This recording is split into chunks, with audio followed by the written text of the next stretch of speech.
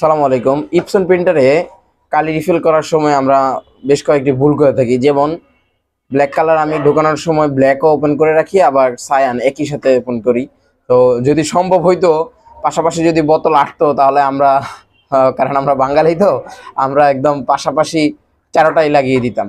তো ইপসন প্রিন্টারে কালি রিফিল করার সময় সবার প্রথমে যেটা খেয়াল রাখতে হবে, একই সাথে যাতে একাধিক কালি তাড়াহুড়া করতে গিয়ে ঢোকানো না লাগে। আপনি বারবার দেখবেন এখানে ব্ল্যাক মিলিয়ে নেবেন, এখান থেকে ব্ল্যাক মিলিয়ে নেবেন, দেন হচ্ছে কালির এটা ব্ল্যাক মিলিয়ে নেবেন, যাতে কোনোভাবেই এটা ভুল না হয়। বুঝতেই পারছেন, ভুল হওয়া মানে আপনার প্রিন্টার ডেট, আপনার হেড টোটালি নষ্ট হয়ে যাবে। আর এটা কালি ঢোকানো অনেক সহজ, জাস্ট সিম্পলি ঢেলে দিলে খুব নিজে নিজেই নিতে থাকে। তো একটু ধৈর্য ধারণ করে অপেক্ষা করা উচিত। একটা পারফেক্টলি ঢুকলে দেন হচ্ছে আরেকটা দেওয়া। আর আরেকটা বিষয় খেয়াল রাখবেন, একদম উপরের যেই দাগ আছে সেটার থেকে নিচের যেই দাগ, ওইটাতে আপনারা কালিটা রাখার চেষ্টা করবেন। তো একদম উপরের দাগে নিয়ে গেলে হয় কি, প্রিন্টার টুকটাক মোছার জন্য লাড়ানোর পরে সেক্ষেত্রে প্রবলেম হয়ে যায়। দেন একটা ঢুকানো শেষ। আবার যেমন এখানে সায়ান, এখানে দেখে নেবেন সায়ান, আবার এখানে দেখে নেবেন সায়ান, সব কিছু ওকে।